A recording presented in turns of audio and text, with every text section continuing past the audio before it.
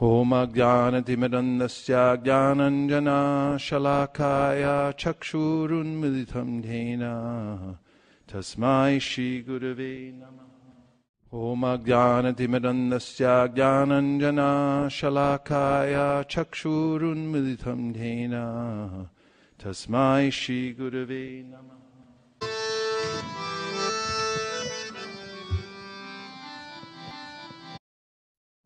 As we've observed in recent history in our lifetimes, books have been very popular. Written word on books, or on paper. So sometimes devotees wonder, and I just saw even recently in the last few days, somebody raising an alarm that books are all going to go away soon. There's an electronic revolution afoot, and soon there won't be any books. So don't waste your time distributing them. That was the implication. However, all the research is showing the opposite. Just as recently as last week, and I haven't had time to incorporate it into this PowerPoint presentation, people send me links to research that's going on that shows that books are holding their own. Not only that, there's an analog revolution going on right now. People are going back to paper books. Now, I'm not advocating for paper. I'm advocating for any way, any delivery system for getting the message of Lord Chaitanya and Srila Prabhupada's books out into the world as much as possible. Because as I'll demonstrate in this presentation, it will change the world. However, I just would like to, in the very beginning, address various alarmist views about trends that may or may not be coming up. And these kinds of things came up in Prabhupada's time also. And people said various things about the future of book distribution. Prabhupada was very quick to put down various speculations. In any case, this one's easy because there's been so much research over the last few years that books, these are, even from the e-industry, they're saying that books are on the rise, and e-books are keeping about steady right now, but books are increasing at a faster pace. This was a very recent, September 2016. Sales of paperback books are up. Independent bookstores are thriving again. The threat of the digital apocalypse has subsided as ebook sales have tumbled. So this is the trend. And I just thought I'd put that a little bit to rest. That understanding that, we have to go digital on everything. It's not true. Books are doing fine. So, what are books anyway? May I have one? Maybe a Gita would be nice. Do you have a Bhagavad Gita? Oh, thank you. Books are containers. Inside they hold idea seeds. And the term broadcast actually is a farming term. It comes from taking seeds and spreading them far and wide, broadcasting. So books have seeds inside them also, idea seeds. And those seeds are spread through these containers. It's a beautiful way to transmit ideas throughout the world. It can go across time and geography. These books can last hundreds of years. They can cross borders that we can't cross. And it's very handy. Hold it in your hands, transportable, moves around the world, opens up, and watch out, because those seeds come out. And once they come out, they affect the world in profound ways. Why do they affect the world? When we say the world, we mean the people in the world, actually. And the reason is because, well, let's first of all, I'll ask you a question. What, in our Gaudiya Vaishnava philosophy, what do we call the soul? Jiva. Jiva, yeah. And what category of energy is that Jiva in? Tatastha. Tatastha. What does Tatastha mean? And what does marginal mean? On the shore. On the shore. But in more like easy to understand language, it means he's open to suggestions. Every little jiva is open to suggestion. He's influenceable by his environment. Whatever environment Jiva gets into, he adapts to that, or he's influenced by it. Purusha prakriti stohi punkte prakriti jan gunan karanam guna sangosya sarasayuri janmasu. Krishna says in the Gita, the cause of the good or bad destinations of every soul is because he's been touched by various environments which contain various modes of nature, and because of that, his future is determined. The little jiva is open to suggestion, and it depends what kind of suggestion the little jiva gets for what he'll do. So, just a couple more words about the power of suggestion and the jiva. Who here has heard of Coca-Cola? Okay, I'm not going to ask who here has ever consumed Coca-Cola. But do you know what their current campaign is? Do you know what their past campaigns have been? Open a bottle of happiness. That's very current. And then in the past, Coke is it. What was before that? Coke is the real thing. It's the real thing. They propagated that. Is Coke, let me just ask you, is Coke the real thing? In the Gita, Krishna says, Nasato vitite bhavo, nabhavo vitite sata, ubayora pitrishnan, das tvanayos tattvadarshini. Said those are tattvadarshi, that they can see the truth. They know the difference between that which is real and that which is unreal. And Coca-Cola is not on the list of real things. It's not the real thing. What it is actually is a concept. It's sugar water, but it's presented in such a way that one identifies with it and feels that if I drink Coca-Cola, then I'll be American, I'll be glamorous. There's imagery, there's a psychological way in which people are influenced to buy Coca-Cola. I see everywhere I go. I was in Africa, I saw Coca-Cola, and the imagery is definitely Anglo-centered and very much indicates that by drinking Coca-Cola, your life will be better. But will it? No. After all, the sugar water. And you know, when you do buy the Coca-Cola, bring it home, every soul in your body is saying, don't put that in here. And little jivas go, no, I saw it on the sign. It's there. I'll be happy. It's the real thing. So jiva really gets faked out by the environment. He looks around, he sees things, and the ideas go into mind because he's open to suggestion. How open? Very open to suggestion. Jivas can be influenced within a second. They can think one thing and someone give them a suggestion, and they'll change their mind right away. So here are ways in which these idea seeds have been delivered over time. And human beings go to great extent to deliver idea seeds to the world because it actually has a profound effect. Here we see on the left-hand side some original writing on palm leaves. The palm leaf literatures are still around India. They're disappearing very quickly. Mukunda Datta, the great pundit in ISKCON, specializes in this. He studied as a part of his academic career. He was telling me that tens of thousands of original scriptures are lost every year in India because they just disintegrate, or they're left in bad conditions that go away. In any case, to create one of those, you need a stylus. It's a little metal implement, and you take a palm leaf and you have to press upon it with the stylus and make the letters. And then afterwards you have to take each one of the palm leaves and put it in the sun. And after it's exposed to the sun, you get that darkened image of the letters. Imagine writing a whole Bhagavad Gita like that. In fact, there were scribes that did that for a living. Most of them, I've come to understand, were illiterate. They simply knew how to make the letters, and they would look at one page, and then they would copy it onto the other, and that was the painstaking way in which books were produced. But they were produced nonetheless, because people want to read them, because living entities also have this chit shakti.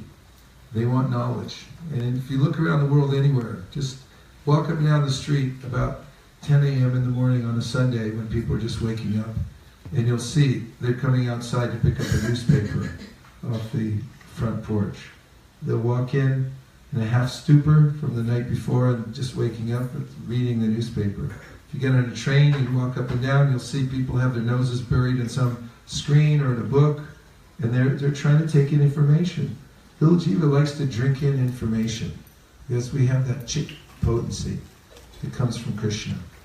So here's a more modernized version of handwritten scriptures.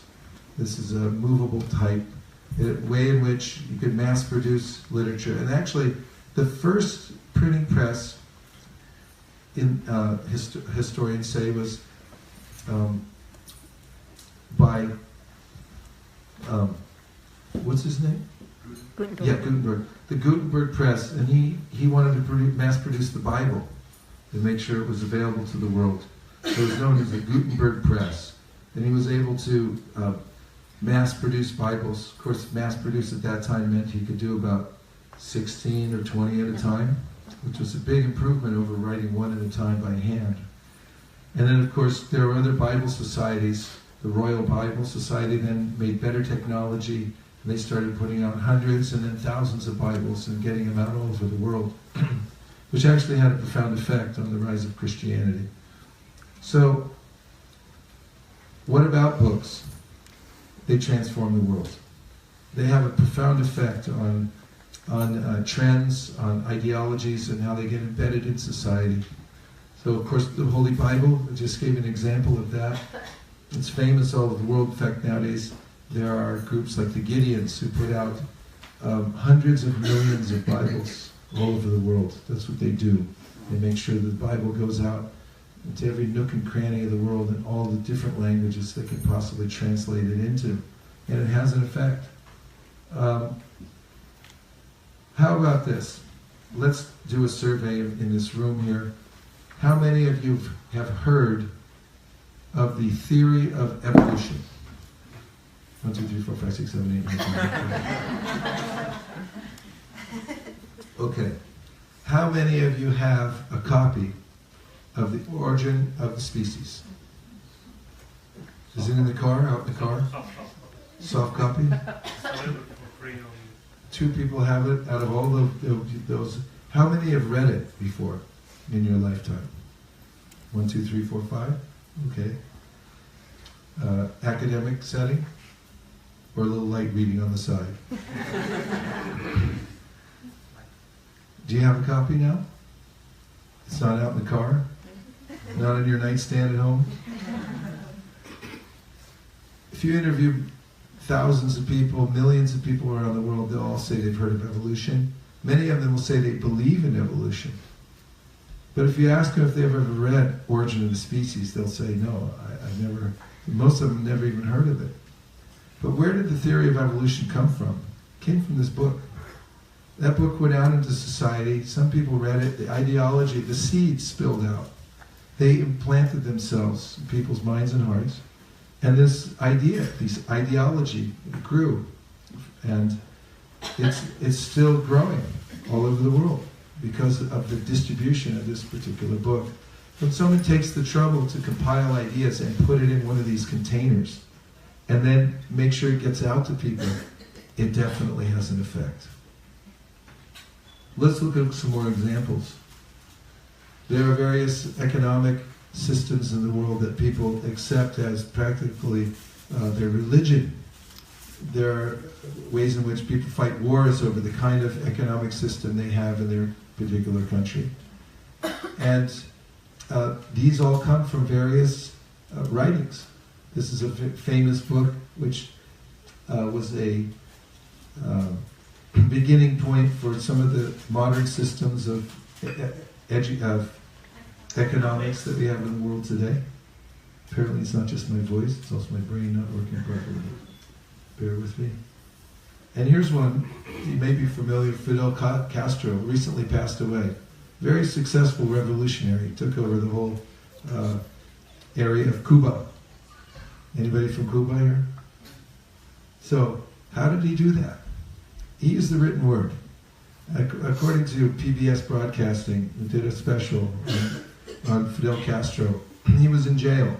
He tried a small-scale revolution, when he was just a little revolutionary.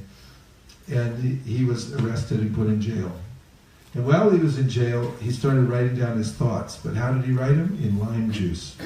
Because lime juice is invisible until you expose it to the sun. And his fiancée at that time, Mitra, used to come there and visit him. And she would smuggle those apparently blank pages out of the prison. She had them reconstituted, reassembled, put into books. And by the time Fidel Castro came out of the prison, the atmosphere was surcharged with revolution. And according to the PBS researchers, that was the catalyst that caused the revolution that allowed Castro to come into power and present his ideology, or allow his ideology to prevail. Here's one closer to home. Where are we right now? Where? Durham. Durham. Where's Durham? What country? How did the United States come about? By what means did the United States, how did it evolve? A revolution, yes. So revolutions just don't start spontaneously. There has to be some organization behind it. And what kind of organization? You have to have a written document that explains why people should revolt. So here's the document. According to historians, this document called Common Sense, written by Thomas Paine, remains per capita the largest selling book in the history of the world. He sold it to practically every person in the colonies at that time. And because of this book, people were galvanized to foment revolution. And that was the cause, according to historians, of the American Revolution. It was the written word that emboldened people to step up and fight for their freedom. A little light reading for you if you want to read that. Or you could just enjoy the effects of the revolution by being in this free country. But here's where it started, everybody, from a book, the written word. It's very powerful. So, we're in a sampradaya. Sampradaya actually means a bequeathment. Bequeathment means to give a gift, to pass down a gift, an invaluable gift to somebody else. And in our line, and our family business, which is passing on that gift, we continue the sampradaya by passing on the most valuable of all gifts, which is the Bhagavad Gita, the Srimad Bhagavatam. These are passed down to us through the parampara, through the sampradaya. So it's one great soul to another passing it down. Incidentally, we find that Sri Chaitanya Mahaprabhu was very fond of books himself. This is kind of a miracle that we have the books that we do have, if you just stop to think about it. It's easy to take things for granted and just think, yes, we have the Bhagavad Gita. Yes, I know Bhagavad Gita, I know everything. Or one could think, Srimad Bhagavatam is just available from the BBT. You can just get it as many sets as you want. Or you might think Brahma Samhita, yeah, I have a copy of the Brahma Samhita somewhere, it's in the trunk of my car. Well, where did it come from? Sri Chaitanya Mahaprabhu discovered it, according to the Chaitanya Charitamrita, in the Adikeshava temple when he was touring South India as a sannyasi monk, barefoot, walking town to town. He went into the temple, he found that manuscript, and he borrowed it and had it copied. Many times he had it copied by hand. He took those copies with him and he distributed them to all his favorite disciples. That got passed down through our sampradaya. It's one of the bequeathments that we've received. And Prabhupada says much about it in the Chaitanya Charitamrita, that it contains the entire philosophy of Gaudiya Vaishnavism within that one Samhita, the Brahma Samhita. So that's a great gift that's been passed down to us from Sri Chaitanya Mahaprabhu. He also, in his travels, found the Krishna Karnamrita and passed them down. And as we know very well, he was fully absorbed in the Srimad Bhagavatam, which he said was the supreme authority on everything. So, I want you to look at this picture, which is also the picture on the cover of the Sri Brahma Samhita. And who do you see up there? Krishna. Who else? Brahma. Do you notice anything anachronistic about this picture? Yes, there's a book. And this looks like the beginning of creation, right? Because we know this is Krishna playing his flute, Brahma hearing it through his, how many ear holes? 8. Okay, that will be on the test. There's 8 hearables. It's described in the Brahma Samhita. Uvacha puritas tasmai tasya divya saraswati kama krishnaya govinda hey gopijade ityapi valavaya priyavanir mantram te dasati priyam tapastam tapa etena tapasiddhir bhavishyati. Describing this particular scene, that this flute song of Krishna is entering to the 8 ear holes of Brahma. And now, where did he get the book? From Amazon? No, it's Rabindra Swarup Prabhu, who wrote the foreword to my book, Our Family Business, as it explains that we are known as the Sampradaya of the book. Are you aware of that?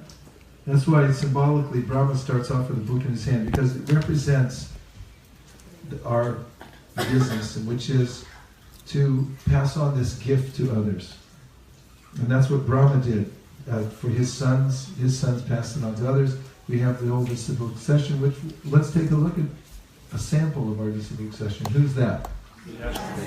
Now, I'll need a little help on this, because you can say book or books. Say book. Book. And books. Books. Okay, now say it kind of loud. Books. It's easy to say, right? If you want to say it really loud, it has, you can aspirate that. Books. Books. That's not really loud. Try it really loud. Books. Books. Okay. We can use either books or books. Okay, so who is this? What's he writing? Book. That is correct. Who's this? What is he holding in his hand? That's right. You see one of those palm leaf scrolls? That's what he's holding in his hand. It's a book. Okay, who is that? Now, what is he writing? Books. That's right. He's kneeling down writing books. Who is this? He's depicted here sitting under a tree, and by the way, just incidentally, what's he writing? That is correct. Who are they? And what are they holding in their hands? That is correct. Who is this? By the way, what's he posing with? Books. Yeah, those are his books that he wrote, over 100 books. Who is this? What's he posing with in the background there? Correct. And who is this? Oh, I just noticed something about this picture. Well, what's he posing with? Do we notice a pattern here? Yes, there's a definite pattern. We are the sampradaya of the book, because this is the bequeathment. This is the sampradaya, is the form of gift giving that we engage in, the acharyas engage in. They don't give away free cars, like Oprah did once on her show. They give away the most valuable of information, how one can develop love for God and go back to Godhead. This is the greatest gift. And it comes in these containers. And these containers go out into the world. And when people open them, the idea seeds spread out. And they embed themselves in the world. Therefore, Prabhupada's advocacy of distributing books is not some sentimental idea. It's actually practical. It's actually the means by which one changes the world, by mass distribution of literature. When it gets out into society, when people read it in various places, then those ideologies take hold, and also people have access to knowledge through which they can start their own practice of Krishna consciousness. They can build communities and so forth. You also note that despots often go for the books. First thing they do is try to restrict people's access to books. We went to Vietnam a few years ago. I went to Vietnam a few years ago with a few representatives of the Bhaktivedanta Book Trust in order to increase the publication of books in Vietnam. It's not so easy as it is here in America. As soon as we got off the plane, we were informed that we were being watched, so we had to be really careful. And we had to go to special government authorized printers, present our manuscript for the Bhagavad Gita, and it had to go through government censors and get a special stamp of approval by the government to make sure that it was not subversive in any way. And they keep a tight watch on the books because people know, when living entities read and they get the ideas in their minds, they can get together. They can have a little meeting and say, hey, let's rally around this point. It happens in countries all over the world. People have private meetings, they start reading books. In fact, in Russia, there's a way in which the main leader in Russia right now, who was there at the time, describes how it is that Krishna consciousness spread so quickly all over Russia. And that was that after so many years of being restricted, there was a time at which perestroika, Gorbachev started loosening things up to the world, and a huge shipment of Prabhupada's books made it into Russia, translated. Before that, the devotees tried to smuggle books in. They did successfully. And there were all kinds of ways they tried to do that. There were ships and barges that would go under certain bridges that were headed for Russia at the time, Soviet Union, and they would try to drop these bundles off onto the boats that were headed in there, so no one would know, but it would somehow or other end up in there. There are devotees that risk their freedom by putting books inside the engine blocks of cars. They'd wrap them in aluminum foil, put them very carefully, hide them in the car. Oftentimes these cars got searched. I mean, they were always searched at the border, but oftentimes they wouldn't find them. The few books that made it into the former Soviet Union were devoured by the people there. They were so starved for transcendental knowledge. They would read one book, they would copy it by hand and pass it on to others. And some of the books that the devotees found later had been passed around so many times. Each person who got it put a little check mark in it, and there were hundreds, sometimes thousands of little check marks that people would pass these things around. And then when the restrictions lifted, the devotees attempted to bring in 400,000 books in his truck, and it got to the border and it was held up because the word hadn't gone out about the new regulations. Everybody's, even at the borders, they didn't know. So they were holding those books at the border, and the devotees at that time went and had big demonstrations. And in front of the state building, they had signs saying, "We don't want vodka, we want our books." They went out on television and everywhere. They made a big demand, and gradually it got up to the higher levels, and finally they released the books. And the leaders of the Russian Yatra say that was the beginning of the expansion of Krishna consciousness all over Russia. The books came in on that truck, and they started going out. And at that time, people were so starved that they would spend an entire year's credit. The people working in mines, for instance, they worked on credit because they were so poor at the time. The country was so poor they couldn't even pay people. They had credits they could trade in for food and all kinds of other goods. They would trade in a year's worth of those things to buy a set of Prabhupada's books. They were so starved for knowledge and information. So this is the power of the written word. And we see like the beginnings of the Krishna conscious movement. This is the opening of the Krishna Balaram Mandir in Vrindavan in 1975. And here's devotees from all over the world suddenly showing up in the Holy Dham. And how did they get there? By Prabhupada's pen. These books infiltrated various places around the world. People read them. They became convinced. And they came there to worship Shri Krishna Balaram in Vrindavan. And from there, those openings of the Vrindavan temple, the Mightier temple, now it's spread all over the world. Hundreds of temples, tens of thousands, hundreds of thousands of devotees. And they're being sustained by Srila Prabhupada's pen and these books that are coming out. So, Prabhupada writes again and again about the importance of the book. You'll find in the new edition of the Brihat Bhagavatamrita. It was just released. Do you know that? So it came from the BBT many years ago, but it was a little unwieldy because each book came out individually. Each book was extremely large and very expensive, $45 per book. Some people have the first volume and the third volume and not the second, and all mixed up. So they just released all 3 volumes at once. It's only $46 for the whole set. But that was just product placement, by the way. But in that book, you'll find a foreword by Joseph T. O'Connell, PhD. He was considered, he passed away a few years ago, the preeminent scholar of Gaudiya Vaishnavism in the academic world, renowned all over the world. And he wrote about how Gopi Pranadhana's production of and Jayagvita Swami and Keshav Bharati Maharaj's production of this Brihat Bhagavatamrita is unprecedented. It had been translated, just the verses previously, but the purports were so difficult to translate.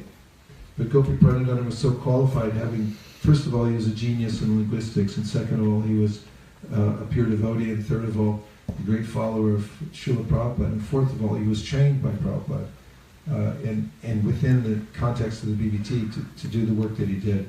So it was some kind of miracle. So I just bring that up to acquaint you with Joseph T. O'Connell. He writes in another paper called Institutionalizing Prema. It's an essay about how it is that we pass on this idea of spontaneous love for Lord Chaitanya, as taught by Lord Chaitanya, spontaneous love for Radha and Krishna to the world. So he talks about institutions. Have you ever heard the word institution? Yes. Have you ever heard it, people talk about, those institutions, or people sometimes say, I don't like organized religion? You ever heard that one? And even Srila Bhaktisiddhanta Saraswati Thakur talked about institutions. He said, as soon as you institutionalize the Prasad devotional service, you kill it. But then, of course, he institutionalized it more than anybody, because it's necessary. It has to be there in order to make it available to the masses of people all over the world. But I found in that context that Joseph T. O'Connell wrote something very interesting in his book, or in his essay, Institutionalizing Prema, and that is that in Gaudiya Vaishnavism, there's the hard institution and the soft institution. And he said the soft institution, first of all, he defines the institution as the means by which you transport culture across time and geography. How you transport culture across time and geography. In other words, how do you encapsulate all of the activities that we do, all the things that we consider right, all the things that we consider to be valuable, and transport that to other cultures and over long periods of time? How does it happen? After all, we're trying to spread a mission, aren't we? He said the soft institution in Gaudiya Vaishnavism is the book. And he said it's foundational to the spread of Krishna consciousness all over the world, this soft institution. And Prabhupada gave such indications as well, which I mentioned in this book, Our Family Business. And that is that our movement is founded upon these literatures. Without the literatures, we have no credibility at all, practically. But as it is, we have the ways and means of starting up movements everywhere by distributing books. People in their own homes can read these books, follow them, get devotee association, understand how to practically carry out the instructions and so forth, and they can flourish in devotional service. Now, part of the way Prabhupada ingeniously incorporated the book into the overall institution of ISKCON was, as he wrote, I have hatched this transcendental plot that by selling books, we would not only spread Krishna consciousness all over the world, but at the same time we would realize a profit that would be used to establish centers for Krishna consciousness all over the world. So Prabhupada started this system of printing books, and there's a markup on the books from the BBT. And that markup is specifically used for printing, 50% for printing more books, and 50% goes to building ISKCON temples. Did you know that most of the temples around the world, the early temples, were all built with BBT money? Prabhupada gave loans and grants all over the world. He also gave loans and grants to many of the programs, like the Bhaktivedanta Institute. There's the Fate Museums. There's a long list of projects that he started with through the BBT. And one of the projects now that receives millions of dollars from the BBT, that is, every time you sell a book, part of the profit goes into the TLVP. It's being built in Mayapur, as was the desire of Prabhupada. So he, as he says, hatched this transcendental plot to transport culture across time and geography through the book, and at the same time make a profit so that ISKCON could grow in all its programs and temples could be established all over the world.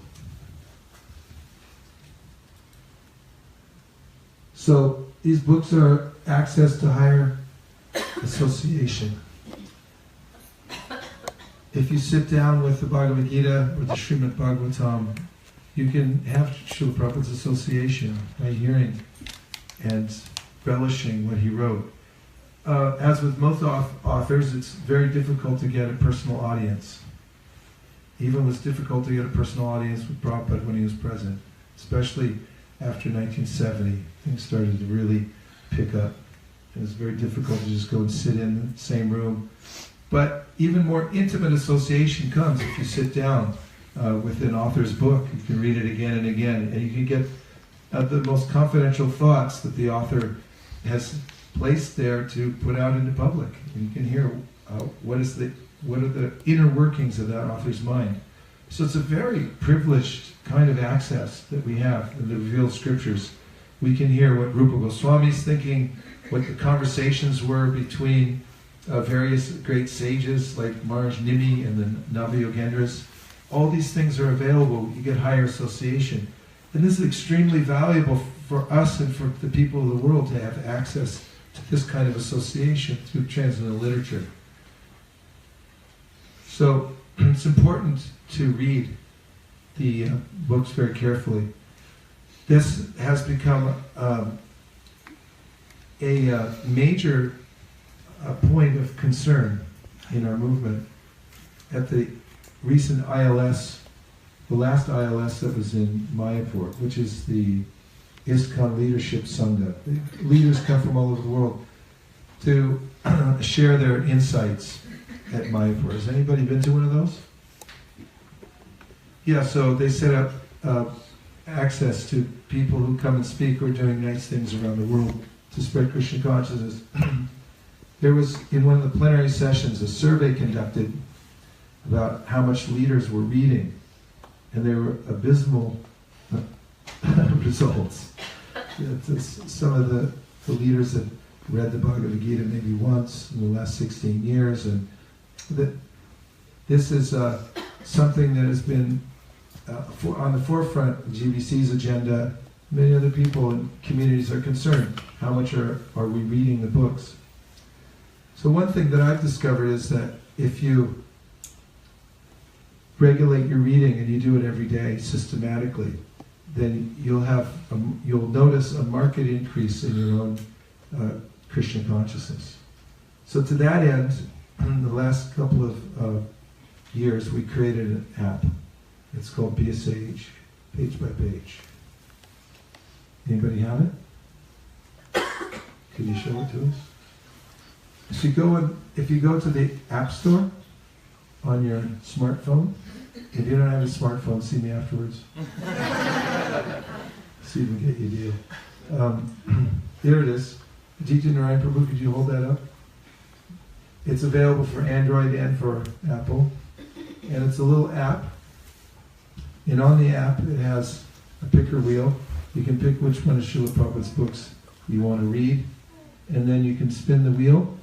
And it will show you next the periods of time.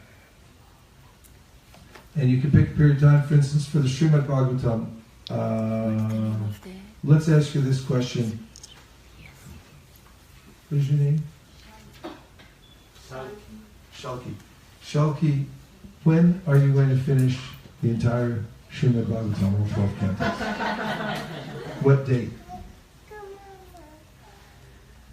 She doesn't know. Okay, that's okay. It's okay not to know. I'll bet most people in this room don't know when they're going to finish. Okay, let's just say, hypothetically, that you'd like to finish it in a given amount of time from this date. So that if we wake you up at 1 o'clock in the morning, tomorrow morning, and we ask you, Shalki, when are you going to finish the Bhagavatam? You'll be able to tell us an exact date. So, how many months, years would you like to take to read the 12 cantos of Bhagavatam? 5 years, okay? Put it on the wheel. Let the record show that Shalki wants to read the Bhagavatam over the next 5 years. And now, how many pages will she have to read? To complete reading Srimad Bhagavatam in 5 years, please read 9 pages per day. 9 pages per day. And also there's a little toggle switch at the bottom. If you switch that over, it'll tell you how many shlokas you have to read. Because if you're reading electronically, then you can't count the pages. It's hard to do that. You'll want to count how many shlokas. How many shlokas will she 8 have to? shlokas. 8 shlokas a day. Does that sound doable? Okay. So what, if you started today, what date would you finish the Bhagavatam? 31st. What is it? 2023. No? 2022 on 31st of May, 2022. What time of the day would you finish? Noon?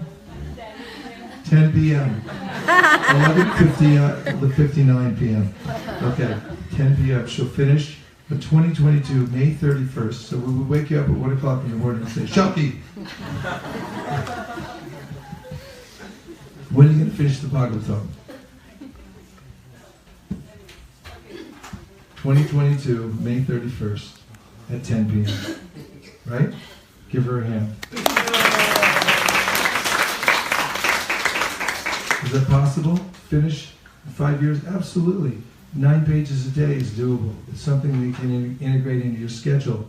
And you'll find that if you do that, then you suddenly will have a clarity that you didn't have before. It's easier to make decisions. You'll feel yourself thinking about Krishna. You'll see the world in relationship to Krishna. Your problems will be less severe because you'll have the sense of detachment. And just from reading the Srimad Bhagavatam in 9 pages a day. And then if you decided you want to read less, you could do that. You could read it in a longer period of time. Or if you decided that enough's enough, I'm going to step up, I'm going to finish it in 1 year, what would you do then? Well, everyone knows 41 pages. So 41 pages a day, you finish in 1 year, and how do you think you'd feel about yourself if you finished the Bhagavatam in 1 year? And the atmosphere around you, what do you think your family would feel? Seeing you read 41 pages or 9 pages or any pages regularly every day.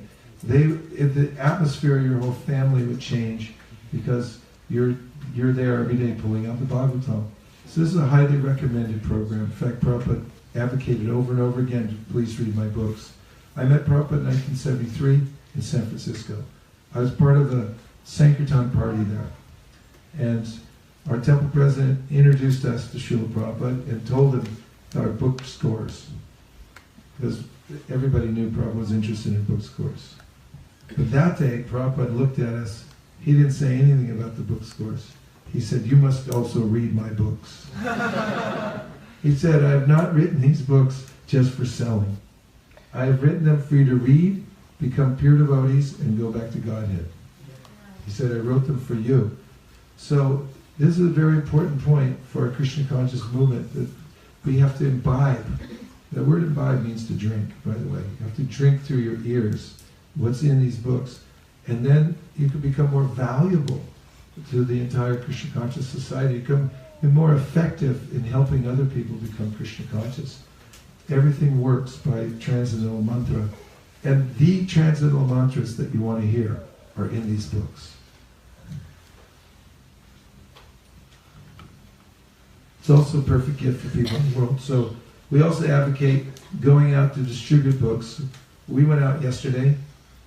Was it yesterday we went out? Yes. Yeah, as recently as yesterday. We went out to distribute books. And I can tell you that it is just the most wonderful experience. Going out into the world and meeting people. And I'll just give you a few incidents from yesterday that we experienced. So, how did we do it? Well, we just gathered ourselves. We put together some little bags full of books. We decided where we were going to go. And then we drove out there. We also took with us, we had prasadam. We kind of prasadam lollipops. Because there's not one person on the planet that doesn't like lollipops. If they don't, we don't want to know. No, that's not true. But everyone likes, every person I've ever met likes a lollipop. See? I said the word lollipop. He wants to know where is his lollipop. And we took some cards that had the Maha Mantra on them. And we just went out and met people and offered them the opportunity to read Krishna literature. And Prabhupada writes in the 10th canto of the Srimad Bhagavatam that this is the main purpose of the Krishna conscious societies, to offer literatures to people all over the world. He said that those who go out and do it are engaged in practical samadhi. So, when we got out of our car, I saw a couple of people getting into their car. So I went over and I started talking to them, and I showed them the Bhagavad Gita. It was a husband and wife, and they took a Bhagavad Gita, so we were emboldened, so we went a little further. We went into a shop, and inside the shop, there was a little strip mall. It was a taqueria. Is that how you say it?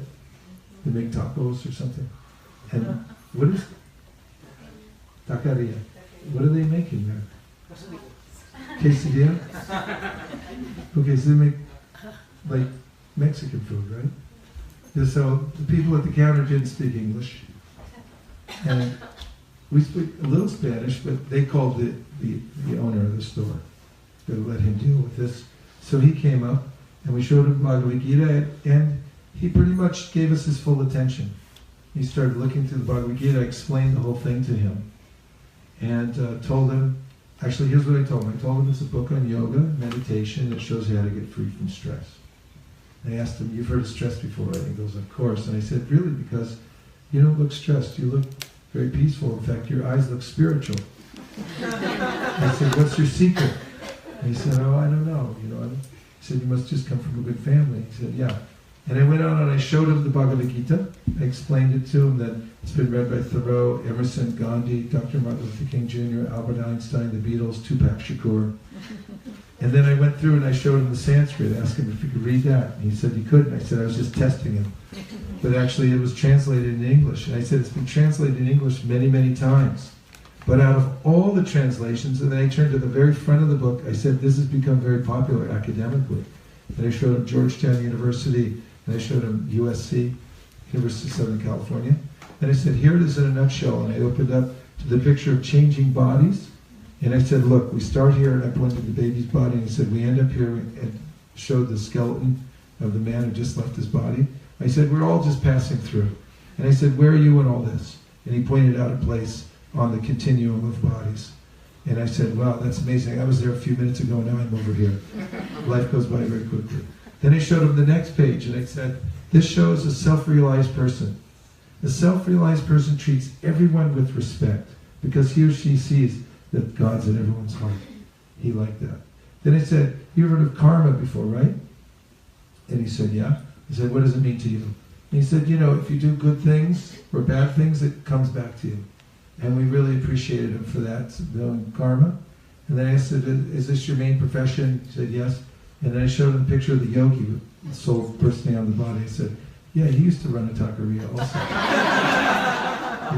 And then I said, we don't sell these books like in a bookstore. I said, we ask for a donation.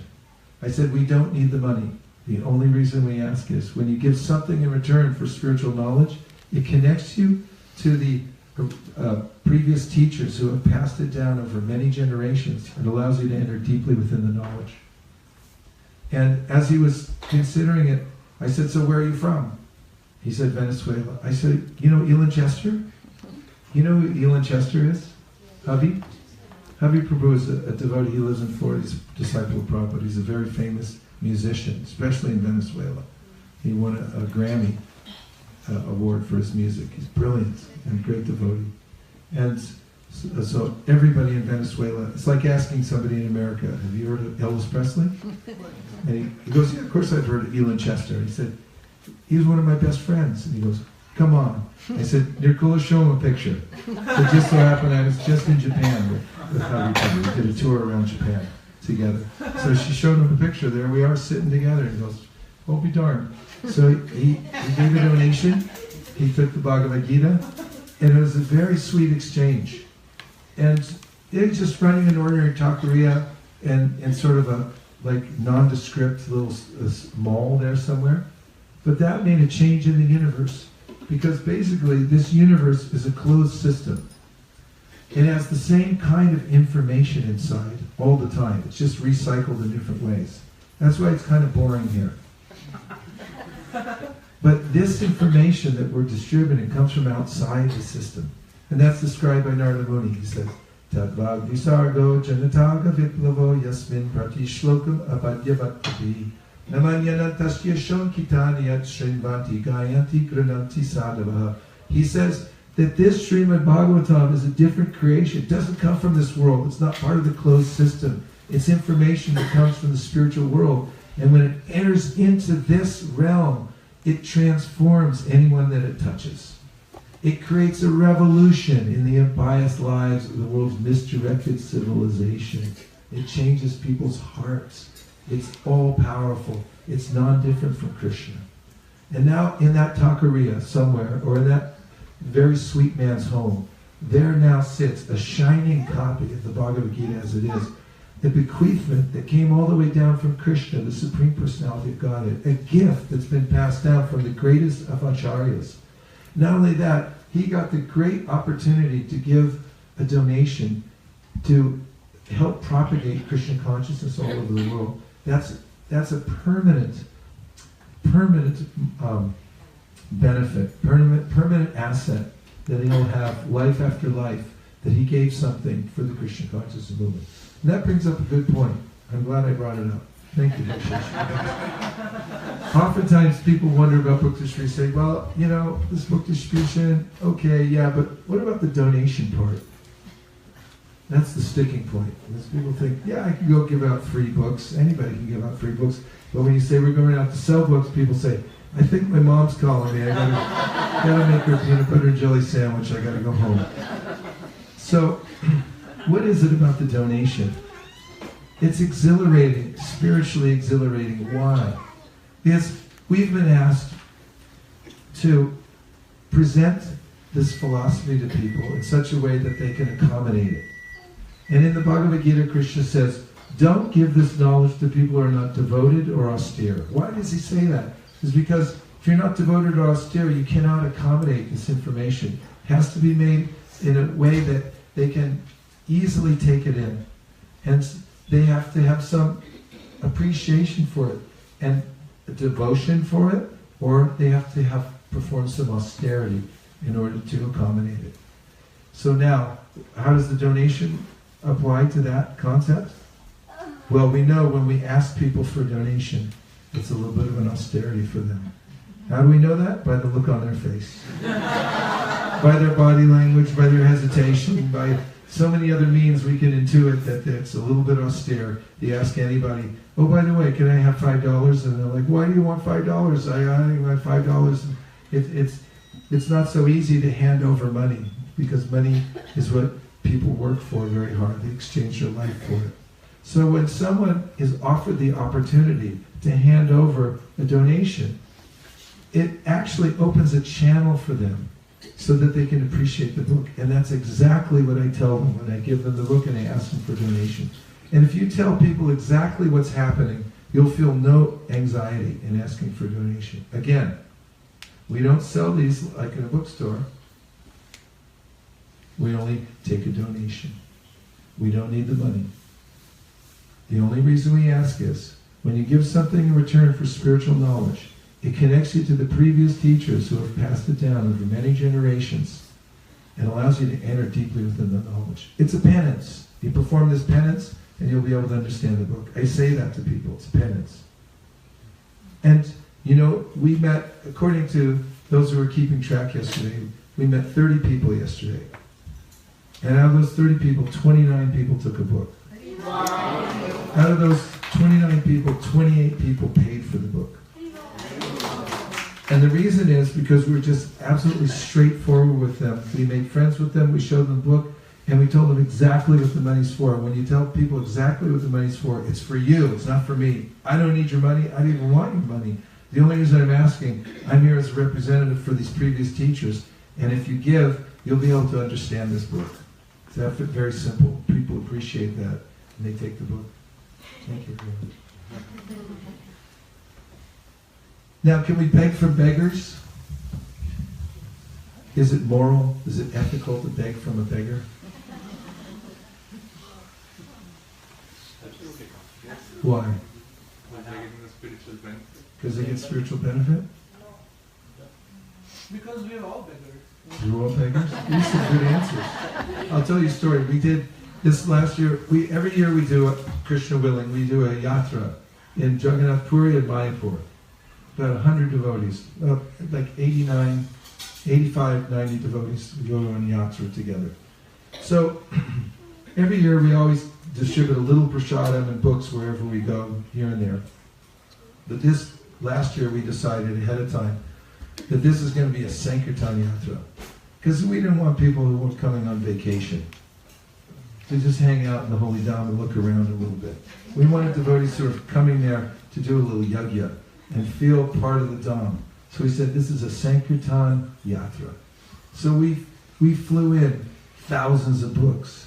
We flew in thousands of lollipops, thousands of little mantra cards. And we set up shop there in Jagannath Puri. We're there for about 8 days in Jagannath Puri. Chinese devotees came. About 25 Chinese and Japanese devotees came with us on this tour. They didn't speak a word of English. They definitely didn't speak a word of Oriyan.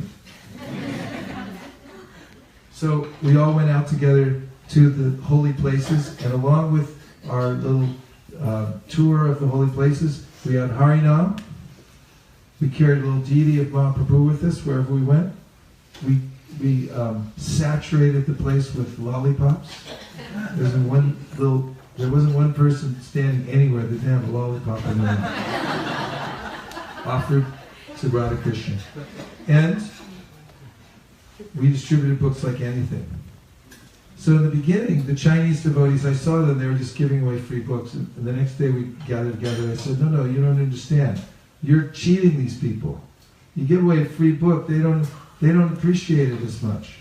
You have to learn to ask for donation. And I explained to them just what I told you about how you tell them it's for them, it's not for me. And he asked for donation, and he said that they're able to accommodate and appreciate the book. So the next day they went out a little bit timidly, but they began to distribute. And the way we did it was that we had a little card that explained in Oriyan and Bengali and Hindi what we were doing and that we were asking for donation. So then I saw the most amazing thing. These Chinese devotees, Japanese devotees, going up and down, meeting Oriyans. And the Oriyans were surprised to see devotees, Vaishnavas from China and Japan, approaching them in the holy place, offering them a book about Chaitanya Mahaprabhu and Lord Jagannath. They were actually charmed and stunned at the same time. And then these devotees began to feel this ecstasy, and they realized the value of engaging in this exchange. It's a loving exchange. We invite them to give something in return to show their appreciation for it. And the Chinese devotees at the end, they didn't want to stop distributing books, and they also told us it's so hard to distribute books in China. But they saw here, they gained confidence because they realized the absolute value of the books through these people in the Dham who love them so much. You know, if you go on the street corner in Chicago or New York or something, you distribute a bunch of books, people take them along, they'll put them to the side, maybe they'll read them later. But in Jagannath Puri, when people buy a book, they read it immediately. And if we distribute books down the street, if you walk behind, you'll see every person in stalls, every people sitting, stop their rickshaw. They're sitting there with 3 people reading the book together, up and down. It's a very satisfying scene. And as usual, when you go out to distribute books, Krishna gives you information of how to do it. It's a transcendental activity inspired by the Lord from the heart. Prabhupada said this person. In 1975, our Sankirtan party was called the BBT party. We were charged with traveling around and teaching devotees how to distribute books. So we wanted to know from Prabhupada directly, how should we do this? How should we train devotees? So he said, teach them to be sincere. Because if they're sincere and they just try, and then he pointed with his hand, he said, then the Lord, the Master within their heart, will inform them how to do it. He said every devotee has their own genius. It comes from Krishna how to do this. So one thing, we were inspired by Krishna. I was observing in Orissa how when people make any spiritual exchange, they take their shoes off. You know this?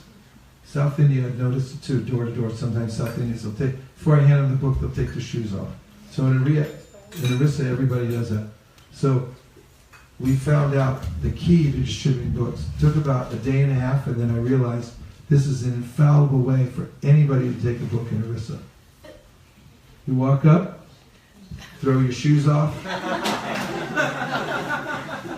and immediately, whoever you're talking to, they throw their shoes off. Their kids throw their shoes off. The wife throws her shoes off. Everyone's like, all right, this is it. And you hand over the book, and you just gave a little card, said, please give a donation, and they immediately give something. In 8 days, we collected 1 lakh rupees. And we distributed 5,000 books in 8 days with 80 devotees just walking around, plus 5,000 lollipops. Which is really a nice thing to see in a real concentrated area. Tons of prasadam, tons of books. This is real satisfaction. And while we had, every day we'd also do a huge Harinam in front of the Jagannath temple. So while we were having that Harinam, we'd also distribute books from a table. So there are a lot of beggars there in Jagannath Puri, professionals. So one of them came up to me while I was distributing books to other people, asking other people for donations. And she kept asking me to give something. So I gave her a book. And then I asked her to give something. And why did I ask her? Because she's as conditioned as anybody else. And she could benefit as much as anybody else by giving something to Krishna. Because we go as Krishna's representatives to accept on behalf of Krishna, to give it to Krishna, to employ it in Krishna's service. So now this became a great scene of interest to the local people. Begging from a beggar. A crowd started to form around us. I said, you give a donation? And she said, no. And I said, no, you give? And she said, no. And more people came around. A big crowd came around. And I said, you give? And then finally, a big smile came on her face. She grabbed in her bag and gave a donation. And the whole crowd went, hey! If I was asking on behalf of my own self, it would be immoral, unethical. But I wasn't. I was asking on behalf of Srila Prabhupada and the disciplic succession. Give something back. And she felt it. The crowd felt it. Everybody knew it. And that's what this is. It's a transcendental exchange of love that connects people to the parampara. It's a constant exchange. We're giving the greatest gifts to people by going out and meeting them, just giving association, being their friend. They're sitting in taquerias all over the world, just suffering. They're in little cramped apartments. It's amazing how many people live in these cramped apartments. And Prabhupada wrote before he came to America in a poem called Vrindavani Bhajan. He said, what are people doing in their homes? He said, they're sitting in there and they're looking out the window and they're wondering, when are Nitai and Gaur going to come and save me? So if you want to know what people are doing in their houses when you're going door to door, that's what they're doing. They're waiting for Nitai and Gaur to come and save them. And you could be that representative who goes there and helps to connect them to the Supreme Personality of God.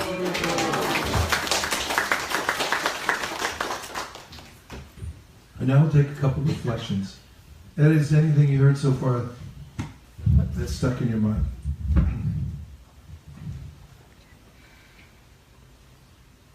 Yes?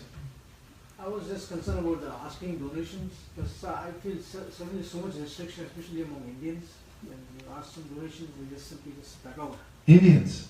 Yeah. No, see, with everybody you have to know the key. You can't hand Indians a Bhagavad Gita and say give a donation because they'll feel insulted. Because they know Bhagavad Gita. They know everything. In fact, we met an Indian man the other day. He came out in his bathrobe. We were going door to door, and he came out. He closed the door. He was standing in front of the front door. But I guess his family's in there. Kept a little cock and standing. What do you want? And he said, "Yeah, this is the Bhagavad Gita. We're showing this Bhagavad Gita." He said, "I know everything." I called the other door and said, "Get over here. You got to meet this guy. He knows everything." You have to understand, they do know everything. They're from Bharatvarsha. So you don't insult them by trying to condescend and teach them Bhagavad Gita. And they'll immediately reject it. So when I approach Indians, I never give them anything. I just stand there. If it's door to door, I stand in the doorway and I just start telling them what we're doing. I said, look at you. You already know Bhagavad Gita. Your mom knows Bhagavad Gita. Your grandmother memorized Bhagavad Gita. That's what they were about to tell me.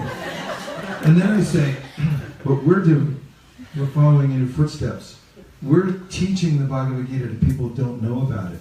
We're going to prisons, we're going to hospitals, we're going to schools, and we're setting up centers everywhere to teach Bhagavad Gita. Not only that, we're putting tens of thousands, hundreds of thousands now of Bhagavad Gitas in motels and hotels. We're distributing to people all over the world in many different languages, in Chinese, in Japanese, in Farsi. Muslims are taking the Bhagavad Gita now. And I say, and all we want is your money. And immediately they'll go get their money. I guarantee, I promise you. It works every time. Ask Nicole, she comes door to door. We're together, we go door to door, they always give. You have to approach people properly. You have to know what their mentality is. This is the art of book distribution. It's just like a veterinarian, you know, if you approach a dog, he'll bite you on the hand. But a veterinarian knows, like, Poochie, it's okay, you know. And then the dog's like, okay, all right. He knows. There's a dog whisperer. He knows how to take care of a dog. So you have to learn this art, how to whisper to the soul. It's okay. I'm okay. That's why you have to do strong sadhana. You actually have to be okay. You actually have to be inspired in your heart, pure in heart.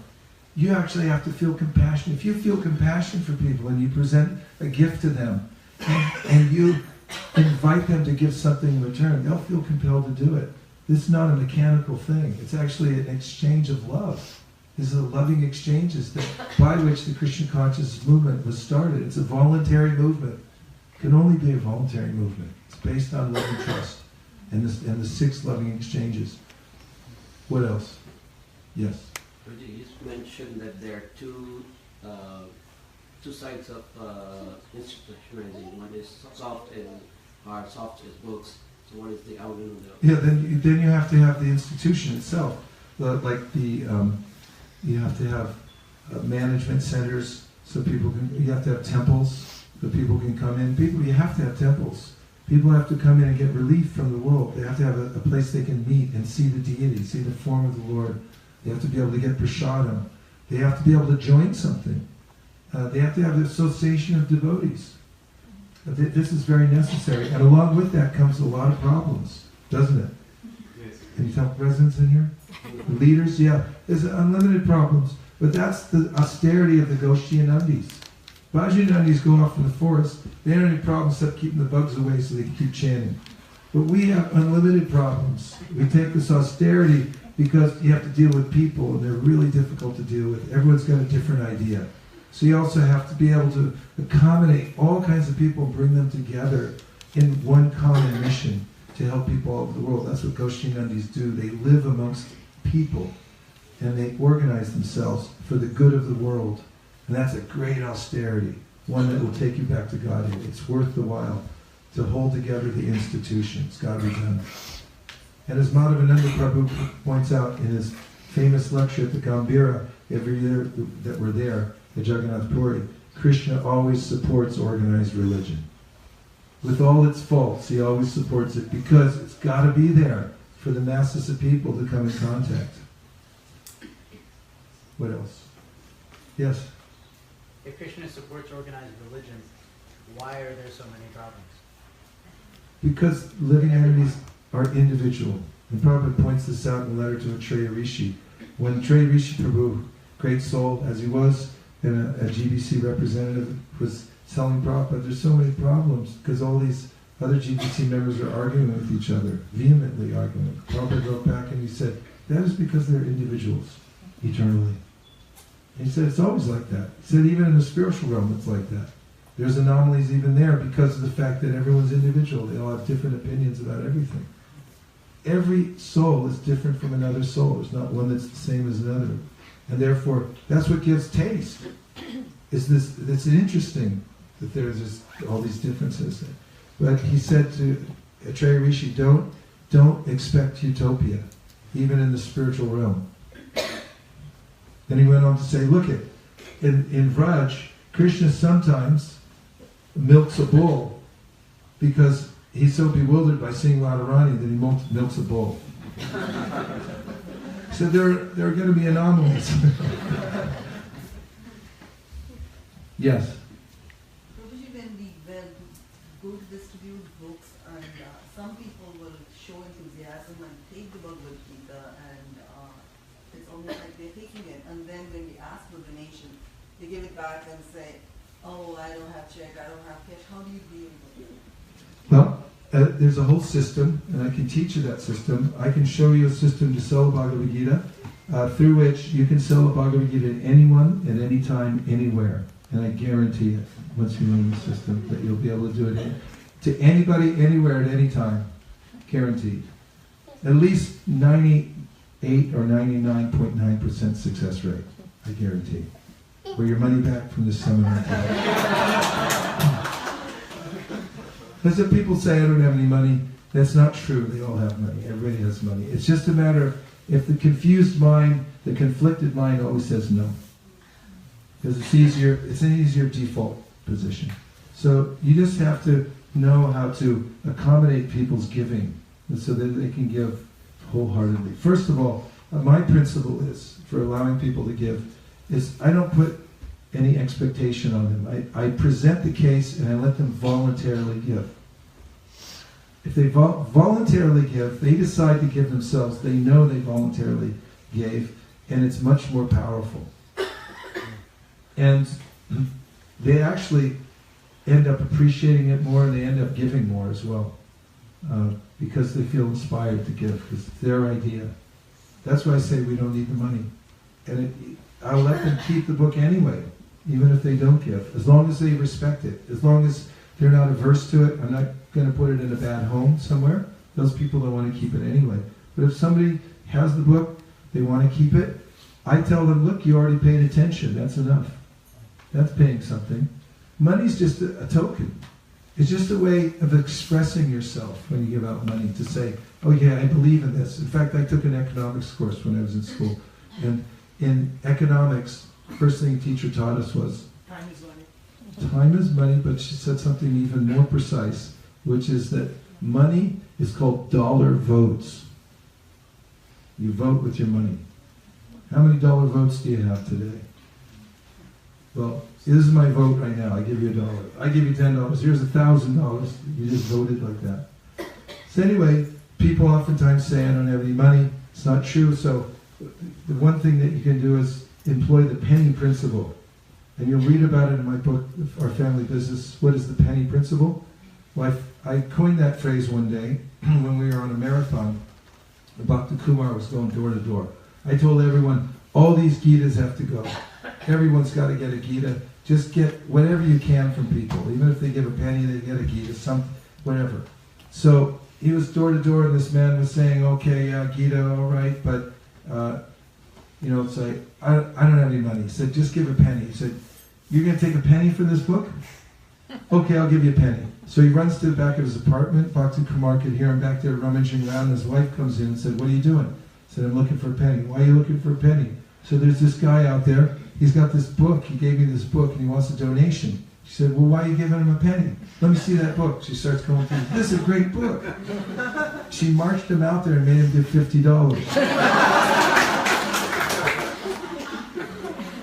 So that's the concept of the penny principle was born. It wasn't born there, it's just I coined the phrase. But the fact is, Prabhupada talks about this. He says, the sannyasi is going door to door in the neighborhood. He knocks on one door, householders are having a fight inside, so they're in a bad mood. So when he opens the door, he asks for alms for the temple. And the wife is angry, she tells her husband, give him some ashes, tell him to go away. So the husband, he's in a foul mood, he takes some ashes from the stove, throws it in the begging bowl, and says, now go out, get away. So this very intelligent, compassionate sannyasi takes the ashes back to the temple, carefully wraps them in a cloth, and he gives them the pujari and says, use these to polish the brass for the deity. So every day he's polishing the brass with this.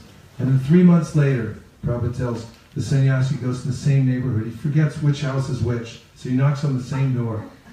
And the householder couple comes out, dandavats, they fall on the ground. And their hearts became purified. And Prabhupada then says, from one pinch of ashes, back home, back to God. So, oftentimes people say I don't have any money. And they say, then I say, they say I don't have any money. I say, great, we don't take any money. We take MasterCard, Visa, American Express, card, stuff, which is true. You got to take credit cards. And they go, okay, I'll give a credit card. Or they say, no, I really don't have any money. And I say, okay, no problem, just keep the book and give a penny. And they go, penny? Yeah. And then they'll go through and they go, here's 10, here's 20, $20, whatever. They ask for a penny because what they're really saying is, I don't know how much to give. And another way you can overcome that is you can tell them how much it is. You can say, look, with shipping and printing and storage, these cost about $10. Anything you give over 10 is a donation. And then there's various ways around that. It's not true people don't have money, and it's just a matter of learning the art of how to introduce these books to people in a way that they can accept them. A couple more? Yes. Hi, Thank you so much for the class. I just wanted to tell you that once we were at Harinam at River Street, which is close to Hillsborough. So one person was telling me about the Bhagavad Gita, the soft form, is in non-living mental body. He took the book and said, I don't have anything. So, but then we couldn't do anything, so he took the book. After a few minutes, he came back and gave us 2 gingers. And so, I mean, at that case, we asked for donations, everything. It's donation boxes there a little bit. But he came and dropped 2 gingers in the donation box, but took the book. So, I mean, how do you handle this situation? So, one question, and second question is for. Wait, can I do one at a time? I just want to finish it off. Okay. I know you can take both at the All right. same time. Because we have found some non-Indians when knock the door, they're very interested with the book, very interested, they really want to take the book. But when we ask for donations, they do a little hesitate or doesn't take it, or say, probably you can give it to somebody who really needs it. We tell them that you are the person who needs it more, you just said. But then, very interested, but doesn't have anything to give. You got the wrong mantra. You just got to get the right mantra, that's all. The world runs by mantra, you get the right mantra. You get the mantras. Where do you get mantras? You get them from somebody. Just like you get the holy name. You go to a guru and the guru gives you the mantra. Then you chant the mantra, then you get the result. So in book distribution, if you get mantras from somebody that's already working, we got 29 people out of 30 yesterday. Our mantras work. We guarantee our mantras, or your money back. If you use my mantra, it's not my mantra. This mantra came from different devotees and from realizations and everything. If you use this mantra, everyone will give a donation, I promise you. Okay, and what was the first question? See, I forgot. What to do with the ginger? Ginger, yes. Well, it was kind of a question, like what do you do about it? So, one day we were going door to door. So this young Muslim kid who was very enthusiastic about the Quran came out on his porch and started talking to us. And he was very open to reading the Bhagavad Gita, and I asked him for a donation. He gave me 4 cans of orange soda, a book about the Quran, and the Quran itself. And that's all he cared to give. That's what he wanted to give. I accepted it. It was from his heart. 4 cans of orange soda. The devotees took that. I kept the book about the Quran and the Quran in my bag. An hour later, I was walking through the parking lot of the same apartment building. I saw a man approaching. I said, "Oh, hi, I'm from Burlingame. Are you from this area?" He said, "Yes, I am." I said, "Great, here, I'll show you one of these." I showed him Bhagavad Gita. He said, "No, thanks, I'm a Muslim." I said, "No problem. Here's a Quran." And he said, "I'm a Muslim. I got a Quran." I said, "Yeah, but you don't have this. It's a book about the Quran." And he took that and he gave me $8.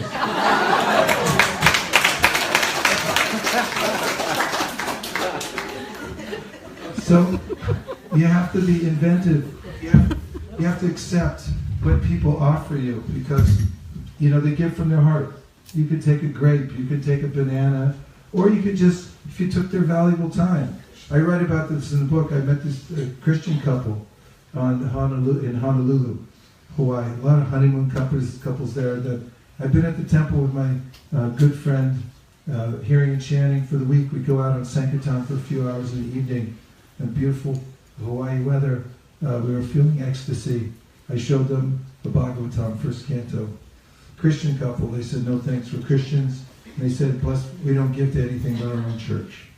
So full of happiness in my heart for having the association with devotees, I just took it back with no friction at all. And I said, "I just want to tell you what an honor it was to meet you. And no problem at all not taking the book or giving a donation. I completely understand." They walked away, and half an hour later, I was standing there talking to somebody else. The same couple came back. And they said, "We changed our mind. We want to give a donation." They felt something. And if you treat people with utter respect, if you leave everyone with a good impression, then they'll feel something in their heart from you. There'll be a loving exchange that takes place. And maybe it's not this time. It has an effect on the world. So one thing is, there's a tick-tock, there's time going by now. So what time is it? 8:10. 8:10. It's a weekday too. So what would you like to do now? And what is the program? Because there's a couple things. I mean, I know I took a lot of time already, but there is a way in which I could show you this mantra, how to sell a Bhagavad Gita on its own merit. Yes. And you can try it right in this room. Yes. It'll be riotous when you do this. But what will happen is you'll feel empowered when you learn this sequence of mantras I'm going to teach you. Do you want to learn it real quick? Yes. Is it okay? Yes. Okay, could you put me on the other... Oh, actually I'll do it because I know where it is. Alright, on the laptop. I'm just going to go through the steps really quickly. There's a few steps, and when you learn the steps, you'll be able to sell Bhagavad Gita as it is to any non-Indian, anywhere at any time. For Indians, do the other system that I taught. You remember what it was? Don't give them anything. Just tell them what you're doing. Okay.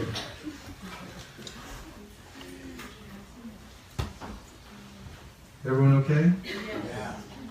Okay. Here it is.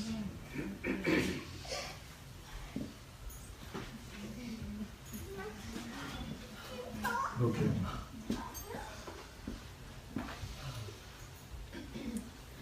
All right. If you can plug it back in. Yeah. Do you know what? It's on here. Oh, Through application. that's amazing. Okay. All right. You go right here. Okay, so Prabhupada said that if you just sell these books on their own merit, you'll be successful. Because everything that you need is to tell them is already in and on the book. So here are the steps. First is radar. Repeat, radar? Qualified? Trust the hand. Give a nutshell presentation. Show and tell. Compliment.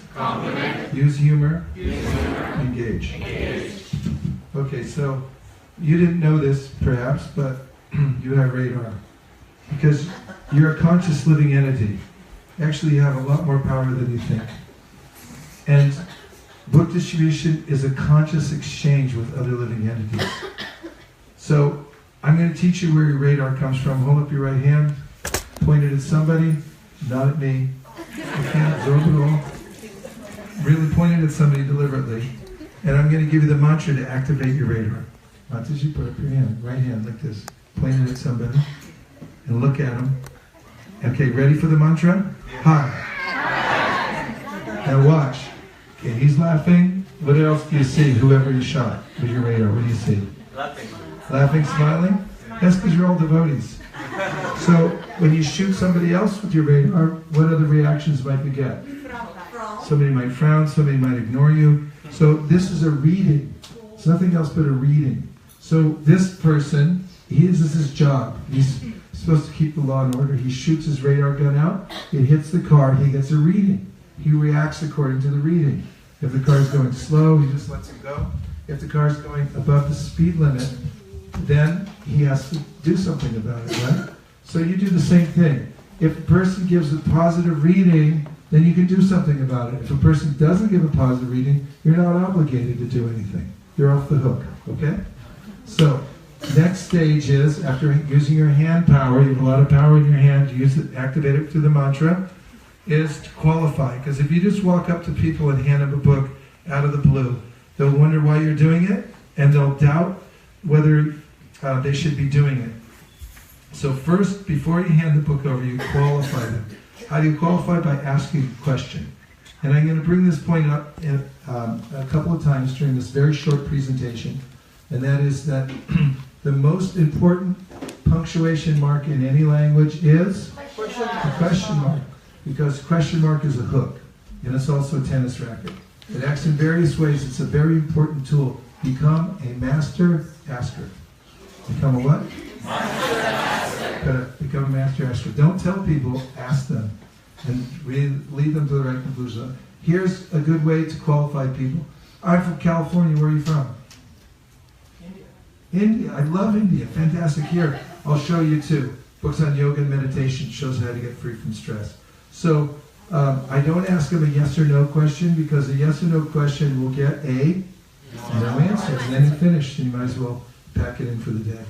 So you want to ask a question they can answer in a very specific way.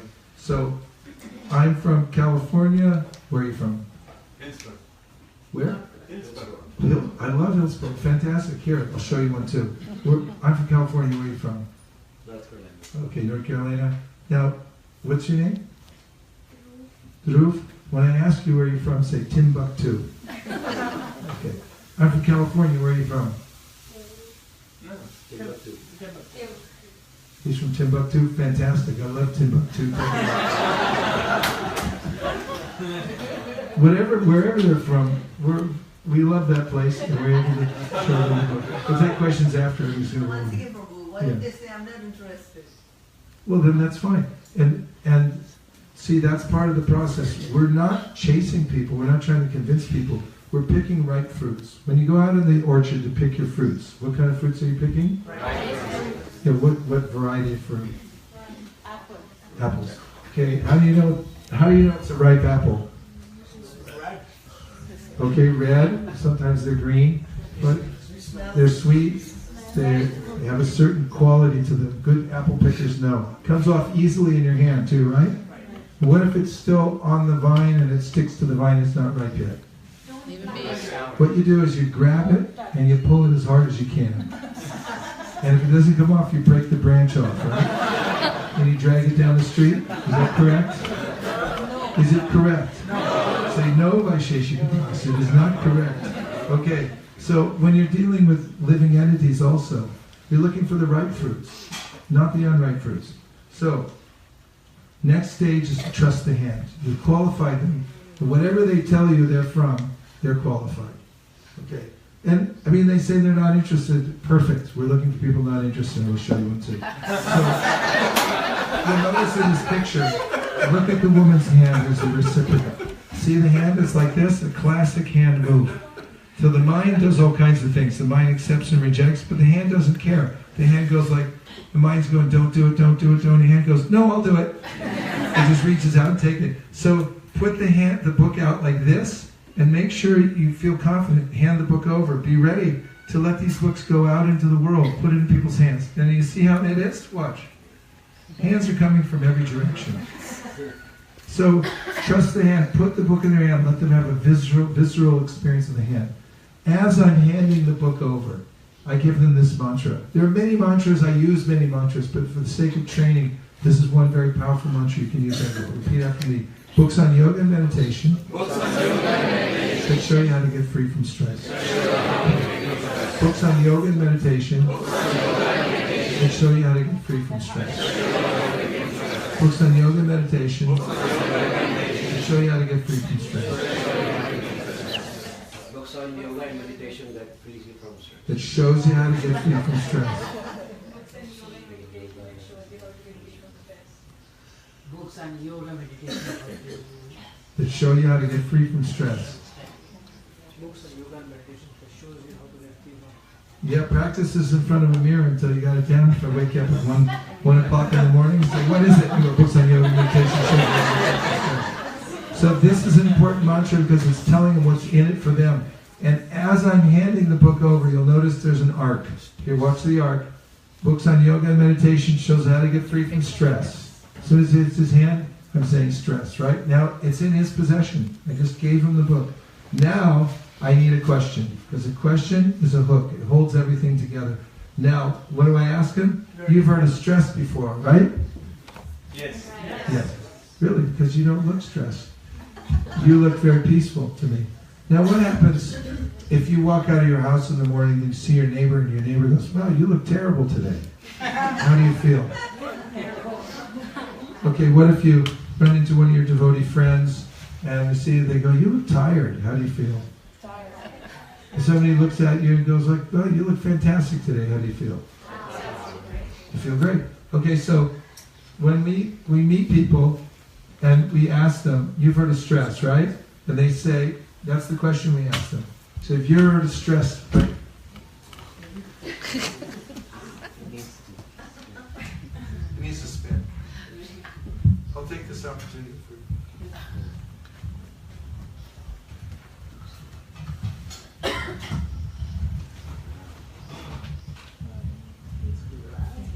okay, so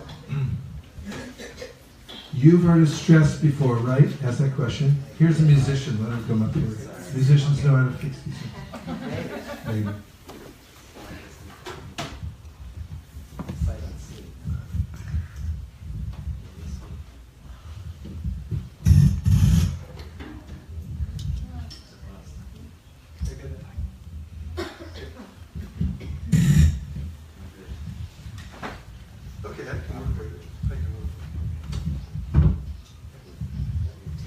So,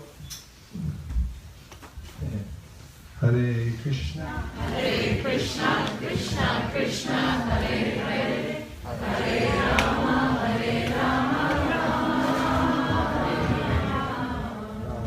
Rama Rama, Hare Hare. No problem, we'll keep going. So, you hand the book over and say, books on yoga and meditation shows how to get free from stress. And now I ask the question, you've heard of stress? Yes. What do people say? Yes. What if they say no? No problem. They say yes or no, it's okay. Because the next part of it is, you heard stress before, right? Say yes? Yes. Oh, really? Because you don't look stressed. You look very peaceful. In fact, you look spiritual. Now, if you say to somebody you look spiritual, how do they feel? They suddenly orient themselves to being spiritual. It's amazing, actually. Because they are spiritual. And if you say, you look spiritual, people start feeling, wow, I look spiritual. They start thinking about themselves as spiritual. And they do look spiritual if you look them in the eye, because they're parts and parcel of Krishna. You look spiritual. And so, you've heard of stress before, right? And you say, no, I'm not stressed at all. No, I'm not stressed. I know, I can tell by looking at you. You don't look stressed at all. In fact, you look spiritual. So either way, it's okay, right? So you look spiritual. Now here comes the big, big, big question. Take this one with you. You can use it even in isolation and it'll have great power. What's your secret? Everyone say it. What's your secret? When you ask this, it changes the relationship that you have with the person. What we are doing is interrupting their life. We're condescending to give them some knowledge that they don't have. They feel, perhaps on a very subtle level, they may feel put upon, even the nicest of people, that here you are, you're approaching me, you're teaching me something, you're trying to change me, and now you reverse the roles. That person becomes your mentor, your guru, and you take the humble role. What's your secret? How do you do that? How do you look so spiritual? How do you do that? Amazing prashadam. Okay, amazing. I could tell by looking at you. That's amazing, fantastic. And so, whatever they tell you, now people tell you different things. What else are they going to say? What's your secret? I do yoga. I do yoga, that's the mode of goodness. Then, get down to the mode of passion. I sleep a lot. Yes. Or the ignorance, or I smoke marijuana. Or people say all these things. He says, I could tell. Fantastic. I knew you were into this. And then I take the book back. That's when I take it back, and I start to show them. I say, I've acknowledged that they already know about this because they're spiritual. And now I say, I'm going to show you I'll show you really quick. How fast am I going to show them? Really quick. Because their mind's still going, how long is this going to take? My mom's calling me, I got to go make a peanut butter and jelly sandwich. So, you take the book and you just show what's in and on the book. Because in sales, oftentimes people give you a little flip book to sell the item, right? And you just flip through, and at the end, people buy it because it's a perfect presentation. Well, everything you need to sell this book is in or on the book. It's not only the product, but it's also the flip book. It's all in one. So, I'm going to show you really quick. Look at this. Thoreau, Emerson, Mahatma Gandhi, add a few more, Dr. Martin Luther King Jr., Albert Einstein, the Beatles, Tupac Shakur. They all read this book. It's fact. Now, open it to Sanskrit. Can you read that? No. I was just testing you.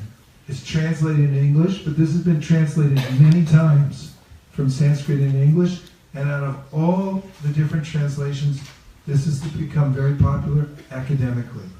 You've heard of USC? Georgetown University? Of course. Yes. And here it is in a nutshell. We all just passing through. We start here, we end up here. Where are you in all this? Right here, I'm over here. I was here 5 minutes ago. Okay? A self-realized person treats everyone with respect because he or she sees the spirit is within everyone's heart. You've heard of karma, right? Yes. What does it mean to you? You do good to others and something good will happen to you. Whoa. I really like how you put things. If more people in the world thought like you, it'd be a better world to live in. What do you do professionally? Look at this guy used to be a doctor. We don't sell this like in a bookstore. We only ask for a donation. We don't need the money. It's an ancient tradition. When you give something in return for spiritual knowledge, it connects you to the previous teachers who have passed it down over many generations and allows you to enter deeply within the knowledge. It costs us about 10 to print and ship and store. Anything you give over that is a donation. We try to keep it under 100, but in your case, we're thinking about making an exception. Let the record show he gave us a whole wall. Okay. Give him a hand. He did good.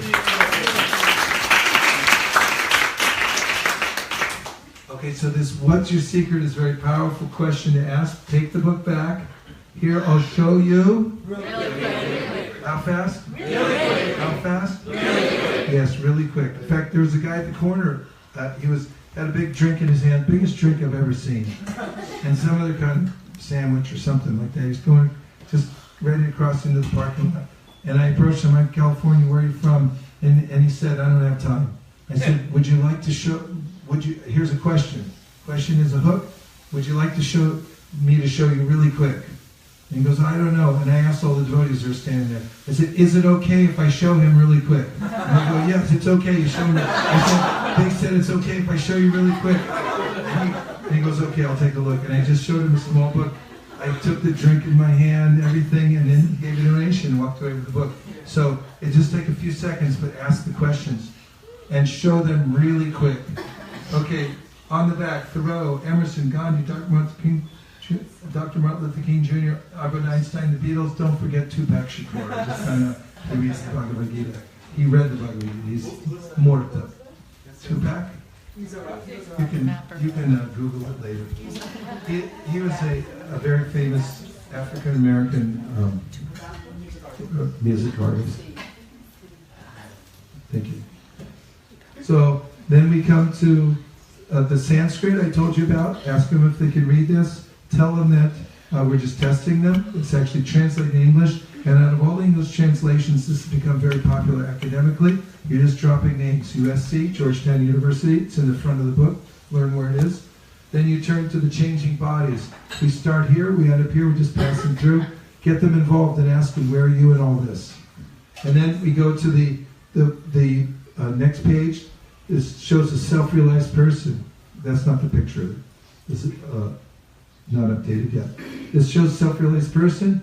Treats everyone with respect because he or she sees God's within everyone's heart. And then you've heard of karma, right? Have you all heard of karma? Yes. What does it mean to you? Whoa, I really like how you put things. If more people in the world thought like you, it'd be a better world to live in. So, ask me what karma means. Well, there's rabbits and there's mosquitoes and all kinds of crazy stuff happens. I really like the way you put this.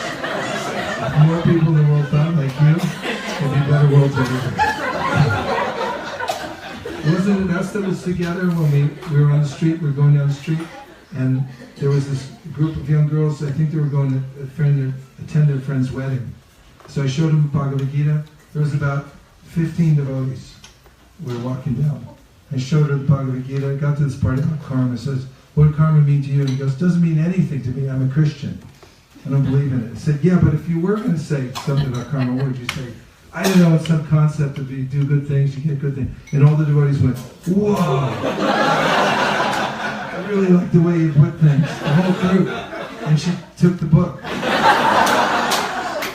So this is the part where you add some energy into your presentation, where you really appreciate it. You got to really lean back into it and give them some appreciation.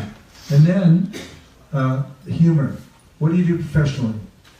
I'm a carpenter. Okay. What do you do professionally? I got a truck. See, there's a lot of things. I just say civil engineer, truck driver, I'm a school teacher, I'm a dancer. And then your answer is, really, this guy used to be a civil engineer. Really, this guy used to be a Sunday school teacher. Really, this guy used to be a dancer. Dancer, truck driver. And if they say teacher, like, what kind of teacher are you? There's like, oh, I teach kids third grade. This guy used to be a third grade teacher. So once they're laughing and they say ha ha ha, 50% of the time they say ha ha, the other 50% they go, really? And they go, no, not really. And then they go ha ha ha. And then they go ha ha ha. That's when you give the book back. And you say, we don't sell it. And that's what I'm saying as I'm handing the book back. Because they might be thinking, like, okay, now here comes the close. And so here it is. We don't sell it like in a bookstore. We only ask for donation. We don't need the money. The only reason we ask. When you give something in return for spiritual knowledge, it connects you to the previous teachers. So it passed it down over many generations. It allows you to enter deeply within the knowledge. We try to keep it under 100. But in your case, we're thinking about making an exception. Sometimes people say, I don't have any money, I say, sorry, just give whatever you can. Give whatever you can, okay. And they start going, I say, I give you change if you just have hundreds. I can break one for you. And the little humor at that point is very relieving to them. Okay, so we don't sell like a bookstore. You don't need the money. It's an ancient tradition. And then there's different comebacks that I can show you later. But the next stage is after they give a donation, then we say, do you believe in the power of prayer? And so they say what? Yes. What if they say no? Say, perfect, I'll give you a mantra. So then we hand them the card and say, this is a beautiful prayer from Sanskrit. They're names of gods that meant to wake up love for God in your heart. I'm going to say it once and you can repeat. Are you ready? Yes. Hare Krishna. Hare Krishna. Hare Krishna. Hare Krishna. Krishna Krishna. Hare Hare. Hare Rama. Hare Rama. Rama Rama. Hare Hare. Who was out with us yesterday? Did we get people to chant the Maha Mantra afterwards? Yeah, we did. Yes. All the people that they buy a book, they take Maha Mantra, and then we give them prasadam. So you hand over a lollipop, and then if they're very favorable, you take their name and you put them into your system so that you can follow up with them later. And then you take time at the end to thank them for taking their valuable time. Leave everyone with a good impression. And even if they don't take a book, leave with a good impression at the end. You recognize, right? We just happened to knock on that door. Radha. Yeah. That was a good door to start with. So these are the stages, and I'll put them on the board. And what we're going to do, if we still have permission, is to stand up in a second. You have Gitas, right? And we'll form a couple of rows, 2 rows of 2, facing each other. Each person has a partner. On one side, you're holding a book. Same row, everyone holding a book. And the other side, nothing in your hands. Okay? And then you go through these stages. And so, let's see if you can get organized and stand up in 2 rows. Natari Armarman, Natari Armarman, Natari Armarman, hey, Natari Armarman, Natari Armarman, Natari Armarman, Natari Armarman, Natari Armarman, Natari Armarman, Natari Armarman, Natari Armarman, hey, Natari Armarman, Natari Armarman, Natari Armarman, Natari Armarman.